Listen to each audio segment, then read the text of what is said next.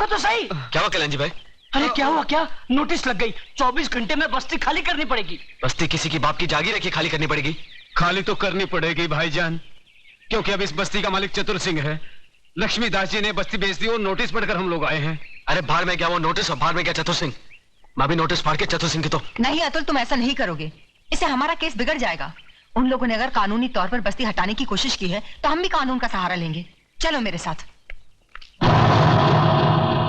कानून हर किसी के लिए बना है, लेकिन अदालत की नजर में जो गैर कानूनी है उसके लिए एक जज की हैसियत से मैं कुछ नहीं कर सकता। यह स्टे ऑर्डर नामुमकिन है। मगर जज साहब, अगर मेरे पिताजी ने चतुर सिंह को जमीन बेची होती तो कम से कम मुझे मालूम तो होता, उसके कागजात होते मेरे पास। जज साहब, जिस तरह आपने 24 घंटे में कानूनी तौर पर हजारों लोगों को बेघर करने का नोटिस जारी कर दिया, उसी तरह उसे रोकने का भी तो कोई कानून होगा। मिस मेघा, सलाह के लिए वकील होते हैं, जज नहीं। जज का काम है सिर्फ फैसला सुनाना। जानती हूँ जज साहब, अच्छी तरह जानती हूँ कि इस बार भी आपने पैसे खाकर बड़े होशियारी से शुक्रवार की शाम को यह फैसला सुना दिया। आज सैटरडे है, कल संडे और परसों नवरात्रि की छुट्टी। लेकिन इतना याद रखना जज साहब, ये जो गरीबों की बद्दुआएं और चीखें हैं ना, ये साए नहीं जाती। और जब ऊपर वाला अपना फैसला सुनाएगा, तुम भी बच नहीं पाओगे। चतुर सिंह, ऊपर वाले के हाथ से तू बचे ना बचे, लेकिन मेरे हाथ से तेरे को कोई नहीं बचा सकता। अगर एक बाप की औलाद है तो एक बार मेरे सामने आकर दिखा। तू भौंकता बहुत है आराम के, और भौंकने वाले कुत्ते हमें पसंद नहीं। दादा का खून हो गया। किसने किया खून? अरे छोड़ो ये सब बातें, मुझे तो चिंता यह है कि शहर का क्या होगा, हम सब का क्या होगा। बहस मत करो कमिश्नर। जो आदमी चतुर सिंह जैसे खतरनाक आदमी की चिता जला सकता है, वो तो हमको कभी भी शमशान घाट पहुंचा सकता है। मगर ऐसा हरगिज नहीं होगा सर। सुनो कमिश्नर, कल टीवी सेंटर में जनता की अदालत प्रोग्राम में हम सब लोगों का इंटरव्यू है। ऐसा बंदोबस्त होना चाहिए वहां पर कि परिंदा भी पर ना मार सके, समझे?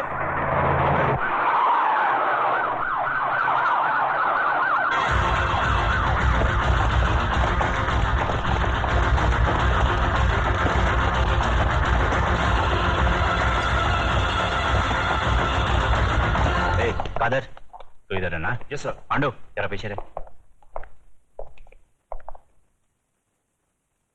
आज जनता की अदालत में जनता के सामने जनता के प्रतिनिधि मंत्री श्री बबन राव देशमुख, विपक्ष के नेता श्री चंद्रसेन आजाद, कानून के रक्षक इंस्पेक्टर सत्यवादी दुबे, न्यायमूर्ति श्री हुक्म अली जाबिर तथा इस शहर के सबसे बड़े बिल्डर मिस्टर योगराज अपराधी के रूप में यहाँ मौजूद हैं।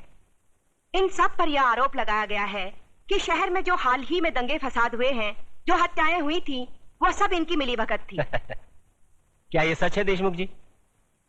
लोग आजकल राजनीति को, कानून को और पुलिस को गांधी जी के 3 बंदर कहते हैं। वो बंदर जिनके सामने सब कुछ होते हुए भी न कुछ सुनते हैं, न देखते हैं और न कुछ कहते हैं। देखिए साहब, हमारे यहां लोकशाही है और लोकशाही में हर किसी को कुछ भी पूछने का और कहने का पूरा अधिकार होता है। मैं आपकी इस बात से बिल्कुल सहमत नहीं हूं। अगर ऐसा होता तो दूसरे राज्यों की तुलना में हमारे राज्य में चारों ओर इतनी शांति कभी नहीं होती। अगर चारों ओर शांति होती तो पिछले दिनों हमारे शहर में जो दंगे हुए वो क्यों होते? साहब, ये सब विदेशी ताकतों का हाथ है, क्या करें। देखिए मंत्री जी, जब भी देश में कोई विपत्ति आती है तो हर मंत्री का आप ही जैसा जवाब होता है कि इसमें विदेशी ताकत का हाथ है। अब पिछले दिनों जो भूकंप हुआ था, क्या इसमें भी विदेशी ताकत का हाथ था? Order, please maintain the silence. पर लोग तो कहते हैं कि इस विपत्ति में आपके साथ विपक्ष के नेता चंद्रसेन जी का भी हाथ था और पांव भी था। जी, ये सब बकवास है, इसको हम नहीं मानता है। अरे हमारा पक्ष का सिद्धांत अलग है, इसका पक्ष का सिद्धांत अलग है। हम लोग अलग अलग दल में रह के एक काम कैसा कर सकता है? ये सब गुंडा लोग का काम है, बात करता है। चंद्रसेन जी बिल्कुल ठीक कह रहे हैं, ये तो पुलिस को बिना मतलब बदनाम किया जा रहा है। नहीं, ये तो आप कहते हैं, पर लोग तो कहते हैं कि जब दंगे भड़के तब दंगे वाली किसी भी जगह पर पुलिस सही वक्त पर नहीं पहुंची थी। अरे यही तो अपनी पुलिस की असली निशानी है, जब सब कुछ खत्म हो जाता है उसके बाद पुलिस आती है।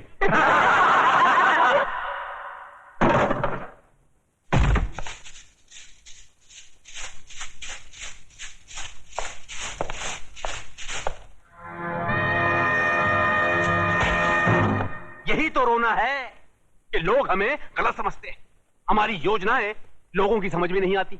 अब आप ही बताइए, झोपड़पट्टी की जगह साफ सुथरी कॉलोनी बने, टूटे फूटे गांव की जगह राहगीरों के लिए रिसोर्ट बने, इसमें देश की तरक्की नहीं है? बोलिए। पर लोग तो कहते हैं इसमें आपकी तरक्की ज्यादा होती है, सारा धन आप सब लोग मिलकर बटोर लेते हैं और डकार तक नहीं लेते।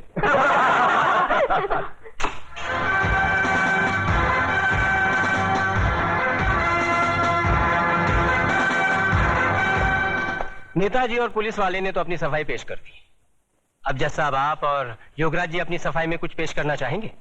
ऐसे मामलों में लोग अगर कानून के रखवालों पर शक करने लगे तो फिर सफाई में कुछ कहना क्या?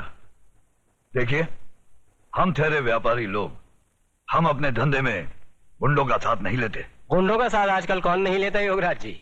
अब तो माफिया वाले भी राजनीति में उतर आए हैं और आजकल नेता लोग भी अपने क्रिमिनल रिकॉर्ड की बुनियाद पर ही चुने जाते हैं। क्यों देशमुख जी, आप तो नेता बनने से पहले दमन से चांदी की स्मगलिंग किया करते थे। देखिए ये मुझ पर झूठा बेकार का इल्जाम लगाया गया है। नहीं, आप स्मगलिंग करते थे या नहीं करते थे, बस। वैसे मैं भी इस बात को नहीं मानता, क्योंकि हर बड़े नेता को बदनाम करने के लिए लोग कुछ भी बोलते हैं। क्यों चंद्रसेन जी? एकदम सच बोलता है। आपके हर सवाल का मैं एक ही जवाब दूंगा कि अगर जनता की नजर में हम गुनहगार हैं तो फिर जनता खामोश क्यों है? बोलिए, क्यों हमें पिछले 15 साल से इस राज्य में चुनाव जिता रही है? जज साहब, हम पर लगाए गए सारे इल्जाम बेबुनियाद हैं। हमारी सफाई में मेरा यही जवाब है। अब फैसला आपके और जनता के हाथ में है, सुनाइए। अरे असली अदालत आज तक हमारे खिलाफ फैसला नहीं सुना सकी तो ये जनता की अदालत क्या खास सुनाएगी? देशमुख, तुम कभी कभी सच बोलता है।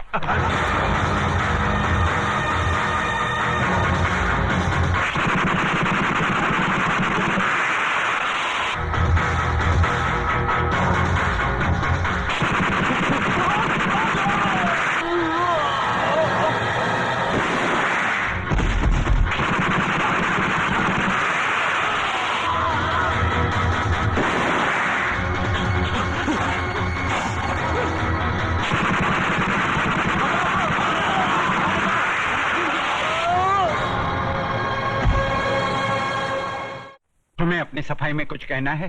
क्या कहना? जो करना था कर दिया, जो किया वो सोच समझ कर किया। अब कहना आपको है। फैसला सुना दीजिए, मुझे मंजूर है। कुछ बोलता नहीं है, कुछ बोलता तो नहीं है, लेकिन ये ऑर्डर।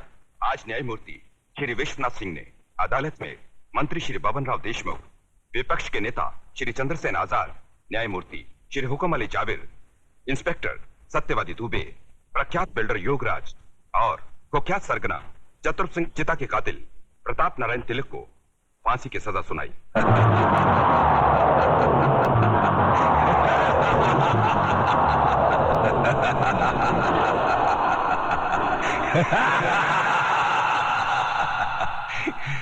जिंदा आदमी के खून के इल्जाम में फांसी की सजा। देखा पकिया, हमें तो माता के आशीर्वाद और बुलेट प्रूफ जैकेट ने बचा लिया, मगर वो हराम का कानून की मौत नहीं, चतुर सिंह चिता की दी हुई मौत से मरेगा। पता करो कौन से जेल में है।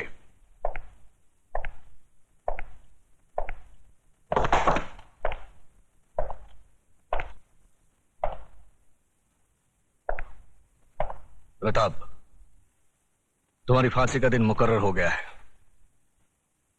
अगर कोई आखिरी ख्वाहिश है तो बता दो, वो भी पूरी कर दी जाएगी। यहां ऐसे घुटन सी होती है। मैं इन चार दीवारियों में मरना नहीं चाहता। मुझे वहीं फांसी दे दो, क्रांति मैदान में, सबके सामने, जहां से इस देश में क्रांति की शुरुआत हुई थी। यहां ऐसे मरो तो जरा ज्यादा मरो, इतना सा मरने से क्या फायदा। सर, प्रताप से कोई मिलने आया है। मिलने दो।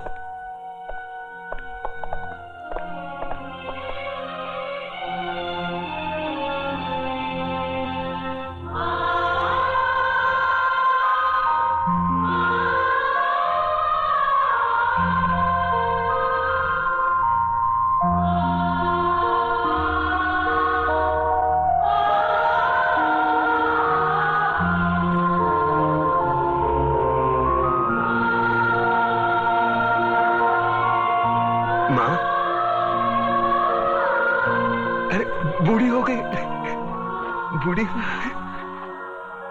रो काय को रही तू? नहीं रे, ये तो खुशी के आंसू है। सोचा था जिंदगी भर तेरा मुंह नहीं देखूंगी, लेकिन तेरे बारे में अखबार में पढ़ा तो रहा नहीं गया मुझसे, और मैं चली आई अपने बेटे के पास। कैसा है रे तू?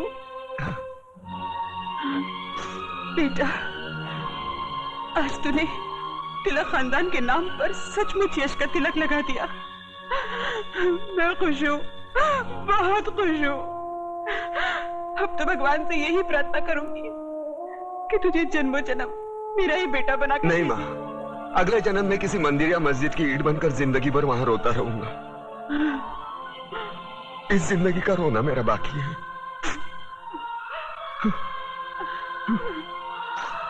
दुख सिर्फ इस बात का है मैं तेरे लिए कुछ कर नहीं सका। नहीं बेटा, तूने बहुत कुछ किया, मुझे सब कुछ मिल गया। तेरे दादाजी की आत्मा को भी शांति मिल गई। बस अफसोस एक ही बात का रहेगा कि तिलक खानदान का दिया जलाने वाला कोई नहीं रहेगा, कोई नहीं रहेगा।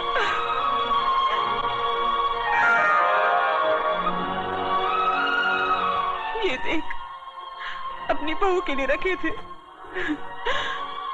लेकिन अब तो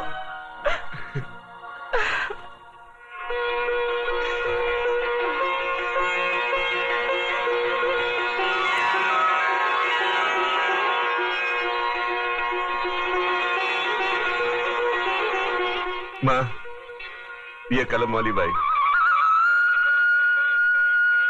मेघा लिखती है, एक दिन के लिए हमारे खानदान की बहू बनेगी। सोच ले।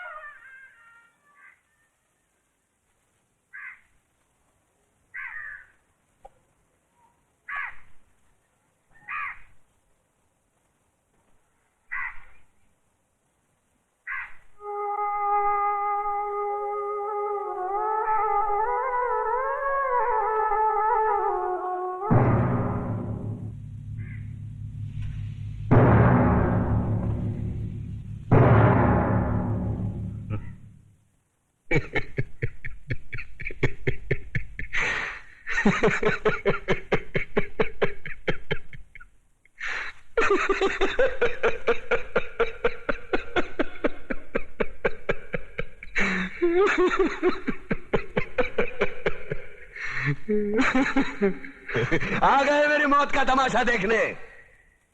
अब मुझे लटका देंगे, जुबान ऐसी बाहर आएगी, आंखें बाहर आएगी, थोड़ी देर लटकता रहूंगा, फिर ये मेरा भाई मुझे नीचे उतार देगा, फिर आप चर्चा करते घर चले जाओगे, खाना खाओगे, सो जाओगे।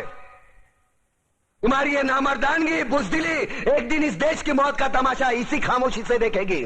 कुछ नहीं कहना मुझे तुम्हें, कुछ नहीं।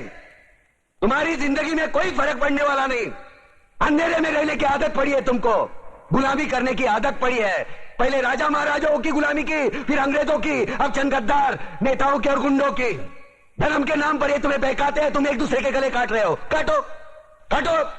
ऊपर वाला भी ऊपर से देखता होगा तो उसे शर्म आती होगी, सोचता होगा मैंने सबसे खूबसूरत चीज बनाई थी, इंसान। इंसान नीचे देखा तो सब कीड़े बन गए, कीड़े कीड़े। रेंगते रहो, सड़ते रहो और मरो। आए और गए, खेल खत्म। क्यों जिए मालूम नहीं, क्यों मरे मालूम नहीं। कलम वाली बाई क्रांति लाना चाहती थी, कलम के जोर पर काले वर्तमान को खत्म करना चाहती थी। कौन समझा उसकी बात को? सब साले मुर्दे, जिंदा लाशें। किसे जगाती वो?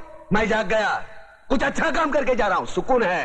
लेकिन ध्यान में रखना, तुम्हारी ये खामोशी कल तुम्हारे बच्चों के लिए रोना बन जाएगी। ये कानून वाले, वर्दी वाले नेता, इन्होंने अपना ईमान बेच दिया। एक दूसरे को जलाते वक्त तुम्हारा ईमान कहां गया था? भाड़ में।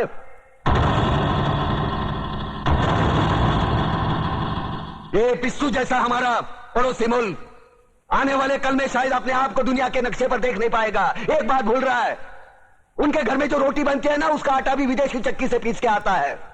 साले अपने खुद के देश में सुई नहीं बना सकते और हमारे देश को तोड़ने का सपना देखते हैं। वो ये सपना देख सकते हैं क्योंकि उन्हें मालूम है ये मुर्दों का देश है। वतन के लिए किसी को कोई हमदर्दी नहीं है। इसे तोड़ना बिल्कुल आसान है। मैं हिंदू, मैं मुसलमान, मैं सिख, मैं फलाना, मैं ढिमका। एक लाठी को तो कोई भी तोड़ सकता है, लेकिन लाठी के भारे को तोड़ना मुश्किल है। मैंने बचपन में पढ़ा था, स्कूल में, तीसरी में। मैं क्यों समझा रहा हूं तुमको? क्यों समझा रहा हूं? पागल हूं मैं? भूसा भरा पड़ा है मेरे दिमाग में। क्यों बातें कर रहा हूं इन पत्थरों से? हंसो, हंसो, खुशियां मनाओ। क्रांति की राह पर एक और कुत्ते की मौत मरने जा रहा है, कल कोई और मरेगा। हमें क्या? हम इसी तरह जीते रहेंगे, है ना? जियो भाई जियो, जैसे चाहिए वैसे जियो। मैं हिजड़े की जिंदगी जीना नहीं चाहता। ए ला, चल चल ला।